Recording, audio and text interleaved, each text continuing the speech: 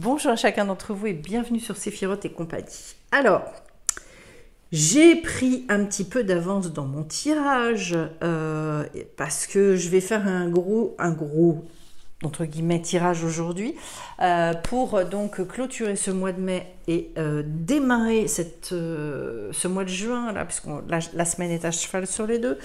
Et puis j'ai été un peu titillée par le besoin, pour moi en tout cas, de faire une espèce de bilan avant d'être totalement à mi-parcours de l'année 2022 par rapport à ce qu'elle nous appelle à faire et à réaliser. Où est-ce qu'on en est? Et donc je vais prendre plusieurs jeux. Donc j'ai pris un peu d'avance, j'ai fait le tirage là-dessus et déjà donc avec ce jeu, j'ai la carte de l'ordre en dos de deck. Et donc, le fait aussi de revenir au cadre, au côté loi, le fait aussi d'annoncer les choses, parce que là j'ai la carte avec la trompette, donc le chauffard. Ça veut dire, le chauffard c'est toujours pour annoncer des grands événements, des choses qui sont quand même très bouleversants et quelque part qui nous amènent vers une délivrance aussi d'ailleurs. Alors l'ordre, de toute façon en ce moment moi j'entends que ça autour de moi, des gens qui ont envie vraiment de tout remettre à plat, des gens qui font beaucoup de tri, beaucoup de nettoyage, même dans le monde physique, autour de chez eux, etc.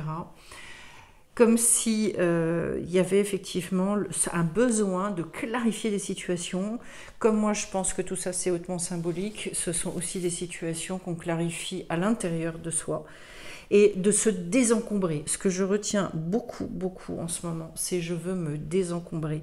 Donc un appel à la liberté absolument incroyable, qui d'ailleurs résonne avec cette carte de la protection. On se sent très probablement, en tout cas on va vers de plus en plus de confiance et à la fois on a besoin de se rassurer et à la fois j'ai des gens qui osent de plus en plus. De toute façon, je dirais que les situations, elles deviennent quand même tellement de plus en plus compliquées pour beaucoup de personnes qu'en fait, on est obligé de compter aussi sur un soutien extérieur, sur le partenariat avec la vie. Ce qu'il y a d'intéressant, c'est que j'avais justement la carte du soutien sur le tirage que je vous ai fait pour le week-end. Donc, posez-vous la question justement, jusqu'où est-ce que vous ressentez cette protection, jusqu'où est-ce que vous avez conscience que vous n'êtes pas seul. Ensuite, j'ai la carte de la fusion. Alors pour moi, ce qui est impératif aujourd'hui, moi je peux plus de toute façon, mais ça fait quand même maintenant quelques années que c'est comme ça, je ne peux plus regarder tout ce qui représente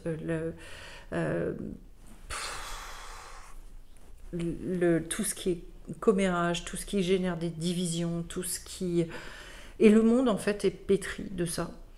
Il est dit d'ailleurs qu'avant la délivrance, ce qui serait le pire, en fait, le mal le plus important dans le monde, ce serait le lachonara. C'est-à-dire tout ce qui est la mauvaise langue. En fait, c'est... alors, j'ai la carte du mensonge derrière, bingo. Ce sont les mensonges, mais c'est aussi tout ce qui se dit pour je sais pas, cette espèce de plaisir, cette jouissance assez malsaine aussi d'ailleurs, à aller raconter tout un tas et colporter tout un tas de trucs horribles sur les uns et sur les autres. Donc, créer la fusion, créer le un, créer le... Moi, je pense qu'on a besoin de ça et de s'éloigner, au contraire, de tout le reste. Donc, ça veut dire un besoin, mais puissant, profond, de développer son bon œil et d'être toujours dans le fait de rechercher comment je peux construire les choses. Donc fuir le mensonge, fuir l'hypocrisie, fuir... De toute façon, je pense que ce sont des trucs qui sont insupportables pour pour les inclassables ou les indigos. Ça n'est pas vivable pour eux. Et donc, se décoller de cette chose-là, sortir de ce monde du mensonge, ce qui d'ailleurs nécessite pour un certain nombre de personnes de quitter. Alors soit ça va être des relations, quitter certaines relations, mais ça va être aussi quitter parfois des jobs ou parce qu'en fait la personne elle peut plus. De toute façon aussi il y a tout ce mensonge qui est de je ne suis pas en règle en fait avec moi-même. Et il y a ça aussi, ça je pense que c'est extrêmement puissant. Je ne peux plus me mentir à moi-même, je ne peux plus mentir à l'extérieur. J'ai l'impression pour ma part qu'en fait c'est une mise en ordre aussi avec soi-même. C'est de revenir à sa loi personnelle. C'est-à-dire des valeurs avec lesquelles en fait on n'arrive plus à transiger. Voilà. Où est-ce qu'on en est? C'est peut-être la question que vous pouvez vous poser. Où est-ce que vous en êtes par rapport à ça? En sachant que derrière, vous voyez que la carte, elle n'arrête pas de glisser. J'ai quand même la carte de la racine avec la notion d'arbre à l'envers, qui est une notion kabbalistique, d'autant plus que j'ai toute l'arbre des séphirotes ici. Je me posais la question d'ailleurs si je ne faisais pas un tirage de l'arbre des séphirotes. Bah, vous voyez, bon, je ne pourrais pas tout faire sur le même, mais j'en ferai probablement un dans peu de temps. En tout cas, une grande mise en ordre avec soi-même, ça c'est clair, et dans la manière dont on regarde la vie aussi, toute la notion de pardon, c'est primordial. Et pour moi, et pour avoir beaucoup étudié ces notions-là, le principal pardon que l'on a à accorder, c'est un pardon vis-à-vis de soi-même. Regardez où vous en êtes par rapport à ça. Ou est-ce que vous êtes encore dans cette espèce de jugement un peu compulsif, de regret vis-à-vis de ce que vous avez fait, de ce que vous n'avez pas fait, de ce que vous auriez dû faire, de ce que ceci ou cela.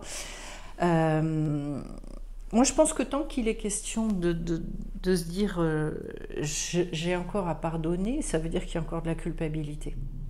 Pardon et culpabilité sont des notions totalement et intimement liées. Si vous voulez réussir à dépasser, en fait, et à vous dire, bon, ça y est, j'ai plus à pardonner, eh bien, dans ces cas-là, il faut travailler sur les culpabilités latentes que vous avez en vous. Voilà. On ne peut pas passer sa vie à s'en vouloir. On ne peut pas passer sa vie à en vouloir aux autres, bien évidemment aussi. C'est l'enfermement, de toute façon, c'est toujours au bout du compte un enfermement qui nous lie, nous, soit à autrui, soit à des situations, à des mémoires, etc., etc. Et je pense que le fait qu'on ait la carte de l'éternité derrière vient nous rappeler que justement, ce qu'on a à mettre en place aujourd'hui, c'est vraiment avec une pensée de l'éternité, c'est-à-dire avec une pensée qui nécessite beaucoup de recul. Si on vivait avec cette conscience que finalement on est là de passage et que durant cette incarnation, on s'est dit « bon, je vais aller relever tel et tel défi, tel et tel challenge », pour vraiment réussir à montrer qui je suis, à apporter vraiment cette lumière que j'ai dans mon âme. Si on vivait à ce degré de conscience-là, on aurait probablement, pour la majorité d'entre nous, on n'aurait pas la vie qu'on a. Et donc, oui, cette pensée de l'éternité, pour moi, elle est extraordinairement importante. En fait, c'est un petit peu, vous savez, pour les gens qui travaillent dans les soins palliatifs, dans tout ça, ou si vous avez déjà accompagné quelqu'un, justement, qui était en fin de vie, et que vous avez eu l'occasion de discuter dans cette vérité-là avec la personne, quand elle sent, même intuitivement, si elle ne le sait pas, mais qu'elle se doute, etc., que c'est plutôt la fin de sa vie, elle va rentrer dans des propos qui vont souvent être des propos beaucoup plus des vrais, quoi, parce qu'elle sait qu'il n'y a plus de temps à perdre. Et bien, en règle générale, dans ces périodes-là, les personnes, elles vous disent des choses, elles vous disent oh là là, mais si j'avais su, je me serais pas fait autant suer, j'aurais pas fait ci, j'aurais pas fait comme ça. C'est maintenant qu'il faut se le dire. Faut pas attendre le moment où on se dit là c'est la fin et finalement c'est plus le moment, je n'ai plus le temps de. C'est maintenant qu'il faut vivre à cette hauteur-là. Donc vous voyez que c'est très fort au niveau des messages. Puis derrière, j'ai la carte de la foudre. Moi, j'aime beaucoup cette carte-là parce que la foudre, elle a deux intérêts majeurs. La première, c'est qu'en fait, ça vient de l'extérieur. C'est de l'ordre de la révélation. La foudre, elle débarque, on s'y attend pas. Et quand elle vient, en fait, elle éclaire tout. Ça ne dure pas, mais en revanche, elle met un coup de projecteur total, complet. Il fait plus jour quand il y a un coup de foudre que dans le jour. Enfin, c'est impressionnant comment d'un seul coup tout prend. C'est une lumière, mais c'est complètement délirant, hein. Bon, l'autre chose, c'est que ça dure pas. Mais en tout cas, la foudre, pour moi, c'est aussi la notion du réveil, un petit peu comme avec la carte du chauffard, là, c'est-à-dire, bon, allez, maintenant on y va, quoi. J'ai une citation que j'aime beaucoup de Hillel Azaken qui dit « Si je ne suis pas pour moi, qui le sera? Si je ne suis que pour moi, qui suis-je » Et il finit par « Et si pas maintenant, quand ?» Et bien, c'est un peu ça, la foudre, pour moi. C'est-à-dire, ben, si on ne s'y met pas maintenant, par rapport à tout ce que je viens de vous dire, ben, on le fait quand? Voilà. Ça va super bien, d'ailleurs, avec voilà, les idées qui étaient transmises au travers de la carte de l'éternité. Alors, on va aller tirer quelques cartes maintenant avec le tarot. Et je vais regarder un peu ce que ça nous dit. Hop, je coupe. J'aime bien croiser les jeux. Bah regardez, j'ai la carte du chariot. Donc superbe arcane majeur qu'on va reprendre après. Et je vais aller tirer quelques cartes aussi parce que je trouve que ça donne une grande ampleur, quand on croise des jeux d'origine très différente. Alors, allez, celle-ci. J'ai un 8 de coupe. Ok. Je vais faire un demi-sablier cette fois. Un 7 de bâton. On est sur des degrés qui sont déjà plutôt élevés.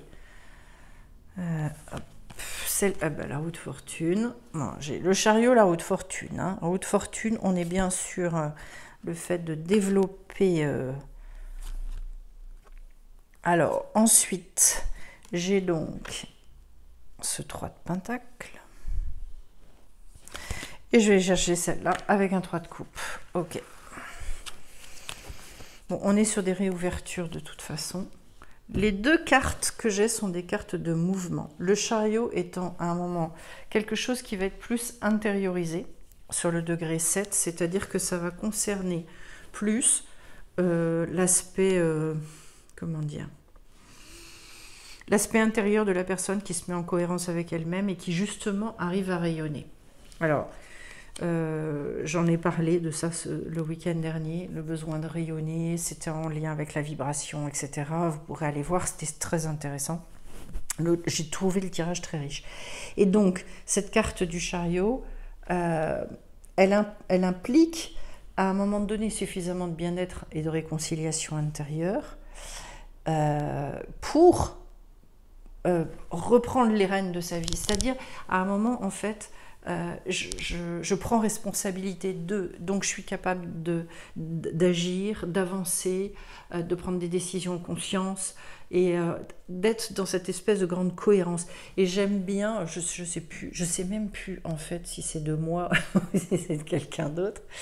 Je crois que c'est de moi, parce que comme j'écris en même temps, voilà, je dis ça, les gens cohérents sont des gens attirants. Et ça, mais j'y crois profondément, les gens cohérents sont des gens attirants. Parce que je crois que parce qu'ils sont dans leur vérité et qu'en fait, comme on a tous envie d'accéder à ce degré d'existence, on se dit ah ouais, c'est super d'être avec cette personne-là. C'est décontractant, hein, c'est plaisant des gens qui sont dans leur vérité. Alors, je vais commencer donc avec ce 8 de coupe. C'est très beau cette carte-là. C'est une carte où je dirais le cœur il déborde quasiment parce qu'en fait on est sur un 8. On retrouve cette notion aussi d'infini, du lemniscate. On se sent proche de soi et je pense et proche des autres aussi. Ça vient un peu redondant avec la carte de la fusion. Et donc je pense que c'est aussi quelque part, en tout cas pas dans le tarot de Marseille, mais sur les tarots anglo-saxons, l'idée de passer un cap, de choisir justement une voie bien spécifique qui est très très en lien avec les valeurs profondes. Vous voyez, on traverse la rivière sur ce 8 de coupe. Moi j'aime bien cette notion-là. Je traverse le pont pour aller finalement et fonctionner de l'autre côté de la rive. Voilà, il y a, je crois en ce moment, on nous demande beaucoup, hein, on nous demande vraiment de prendre une place qui, à mon avis, est une place, d'abord, plus juste, ça c'est sûr, mais très différente de celle que, pour la majorité d'entre nous, on avait. Le 7 de bâton, c'est un moment où on se concentre énormément, où en fait on est dans une grande recherche créative, parce qu'en fait c'est un moment où il y a une grande puissance, on ressent cette puissance-là, et en même temps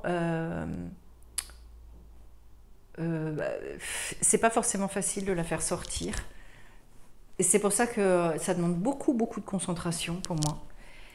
En tout cas, c'est un moment où vous êtes amené à beaucoup vous positionner, beaucoup vous ouvrir, d'être très à l'écoute de ce qui va se passer. Il y a besoin de ça. Et peut-être aussi de repartir de ce qui vous passionne, de ce qui... Ça, je pense que c'est une notion, la passion, qui est primordiale.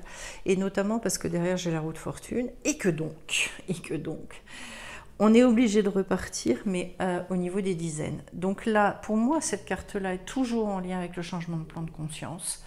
C'est une carte donc importante. Je dis souvent exigeante. Ça veut dire quoi? Ça veut dire que le changement de plan de conscience, ça va forcément avec le fait de réaliser plein de trucs. C'est pas forcément que facile. C'est en ce sens que je dis que c'est exigeant.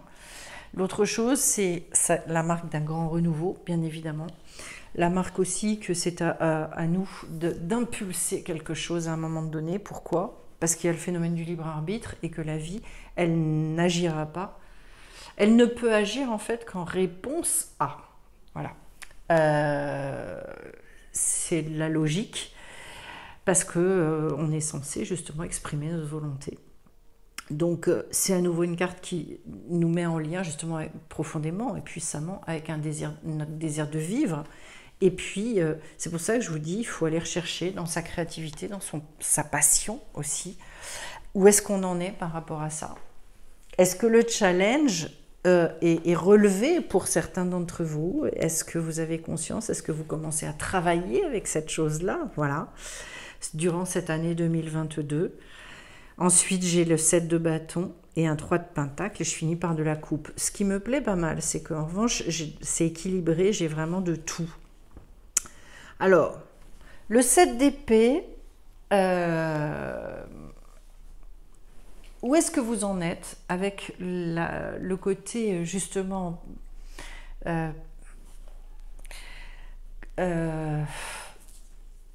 comment est-ce que je peux dire ça? Où est-ce que vous en êtes avec, d'abord, la paix que vous arrivez à vous octroyer au niveau du mental? C'est la première des choses. Quand on arrive au 7 d'épée, ça veut dire qu'on a déjà franchement bien avancé, on est dans un grand discernement de soi-même, de ce qui se passe à l'extérieur, etc. Il n'y a plus de conflit à ce niveau-là. Et pour moi, c'est impératif d'en arriver à ça pour retrouver l'équilibre qui était quand même l'objectif de l'année et qui est l'objectif de l'année 2022. L'autre chose aussi, c'est où est-ce que vous en êtes justement avec le fait de quitter les valeurs de ce monde pour assumer les vôtres. C'est un peu la question qui se pose avec ça. Ce qu'il y a d'intéressant, vous voyez, coupe, bâton et épée, et que derrière arrive justement le pentacle, mais cette fois-ci au niveau du 3, pour vous dire, là il s'agit de sortir de sa zone de confort et d'aller vivre les choses à un autre niveau, avec plus d'originalité, avec plus d'unicité, donc de rechercher vraiment l'expression de cette unicité. Ça fait partie aussi des cartes qui disent on est sur les recherches des buts de votre vie. Est-ce que vous avez trouvé le but, les buts? Est-ce que vous les avez définis? Donc les buts, ce sont les objectifs principaux pour n'avoir aucun regret justement à la fin de votre vie. Est-ce que, est-ce que là vous êtes sûr en fait et solide sur vos bases? Voilà, c'est aussi une question. Et moi je pense que même si on n'a pas encore mis les choses dans la matière et acté véritablement, c'est une question qui est intéressante à se poser sur cette année 2022 parce que ça vous donne une perspective. Et puis je finis avec le 3 de coupe. Ben pour moi, alors c'est une carte qui est, de toute façon, on est beaucoup dans l'échange, on est dans quelque chose de très... justement de très vrai au niveau relationnel avec ce 3 de coupe. Vous voyez toute cette convivialité, cette profondeur, ce non-jugement. Le 3, c'est vraiment, là, j'arrive à exprimer les choses vraiment avec mon cœur. Et il peut y avoir vraiment quelque chose qui vous réchauffe en fait le cœur avec cette carte-là. On est sur des degrés de partage qu'on aimerait vraiment avoir fréquemment avec nos amis, où on ressort, on est nourri, enfin voilà, c'est c'est chouette, c'est beau. C'est aussi ça, et ça se trouve l'année 2022, on nous le redit, au travers justement de toute cette envie de construire avec l'autre, etc. Eh bien, de réussir aussi à peut-être à aller plus vers les autres, à recréer des amitiés qui sont vraies, etc., etc. Mais vous voyez qu'il est bien question, ça va bien avec la carte de l'ordre d'ailleurs, d'être vraiment très, très en cohérence avec soi-même. Pour moi, c'est la base de tout, de toute façon. Quand on n'a pas ça, pour démarrer derrière, c'est extrêmement compliqué. Alors, je vais vous dire pourquoi. C'est hyper simple à comprendre. C'est que si ça, le chariot s'est pas mis en place, ça veut dire que n'importe qui arrive derrière et il vous remet en question, il vous met le doute à l'intérieur de vous avec une facilité, c'est inouï. Ça aussi, et je pense que c'est aussi le but de l'année 2022, c'est de retirer tout ce qui est doute. On ne peut pas continuer comme ça. Alors, je retombe, intéressant sur la carte de l'enracinement, quand je vous dis on ne peut pas rester sur les doutes et clac. C'est génial. Vous avez besoin de cette verticalité, ça c'est sûr. On retrouve passion et lumière cette fois-ci. Donc, je vous parlais de la passion tout à l'heure et la rose des vents. Alors, bon, puis j'ai l'alignement dos de deck, donc c'est quand même extrêmement puissant. Ça veut dire, globalement, sur cette année 2022, déjà un enracinement. Ça, mais notez-le quelque part, parce que pour moi, c'est la base. Si vous n'êtes pas enraciné, si vous n'êtes pas bien sûr de qui vous êtes, n'importe qui souffle dessus, et c'est comme une feuille qui s'envole. Je veux dire... et vous remettez tout en question, et finalement vous êtes paumé. Vous êtes perdu. Donc déjà, le fait de devoir retrouver une stabilité, une solidité extrêmement puissante. Deuxièmement, passion et lumière. Là, pour moi, les deux sont liés. Je vous dirais, parce que de toute façon, quand on est dans sa passion, quand on transmet ce qu'on a à transmettre, et puis qu'on va plutôt bien, enfin, je veux dire, voilà, forcément, on illumine, forcément, oui, on rayonne, c'est ça. C'est cohérent, ça rayonne. Bon, la notion d'alignement, c'est une notion primordiale pour moi, c'est ce que je travaille constamment en soins énergétiques, le fait que la personne soit alignée complètement avec elle-même, pour justement réussir à vivre tout ce qu'on est en train de dire sur ces trois cartes-là. Et puis alors après, j'ai la rose des vents. Alors je vais lire un petit peu, parce que ça, je suis moins... c'est la première fois que je lis cette carte, donc je vais vous la lire. Sentez-vous le souffle de la sagesse qui circule en vous. Cette carte indique que plus que jamais, cette période de votre vie nécessite que vous fassiez confiance à votre guidance interne, à cette boussole que vous portez en vous. Car ces réponses à vos questions, celles que vous tentez en vain de combler en cherchant de haut en bas, ou en demandant conseil à tous et chacun, vous les portez déjà en vous, elles se traduisent à travers vos intuitions et vos émotions. Mais porter en soi les réponses ne suffit pas toujours, que notre conscient a la capacité d'en faire du sens, particulièrement si nous n'avons jamais pris le temps d'écouter les différences subtiles des informations vibrationnelles qui circulent en nous. C'est pourquoi il est essentiel que vous preniez un moment chaque jour pour écouter, que ce soit par exemple en méditant en silence, en faisant une promenade ou en prenant un bain chaud, vous permettant de vous reconnecter sans être dérangé. Sachez aussi qu'il est grand temps que vous utilisiez cette boussole interne, non seulement pour faciliter votre quotidien, mais aussi parce que l'univers a des plans lumineux pour votre expérience de vie. Plus vous serez en mesure d'écouter et de suivre la guidance de votre boussole divine, et plus vous serez en mesure d'orienter vos pas vers le plan de vie le plus en alignement avec votre expérience humaine et divine. Êtes-vous prêt à écouter? Ça veut dire une espèce d'énorme alignement justement avec soi-même qui permet cette cohérence entre son âme, son mental, son cœur, son corps, etc. Allez hop, tout nickel, aligné, enraciné, clac. Voilà. Oui, l'écoute de soi, oui, oui à cette rose des vents, c'est pour moi ça qui remet de l'ordre dans vos vies. Voilà. Et bien vous voyez cette espèce de petit bilan que je fais là maintenant par rapport à ce qui nous est demandé. Et c'est vrai, comme 2022, de toute façon, c'est une année qui nous dit qu'il faut revenir à l'équilibre, mais l'équilibre dans le mouvement, après les années de limitation terrible qu'on a vécues.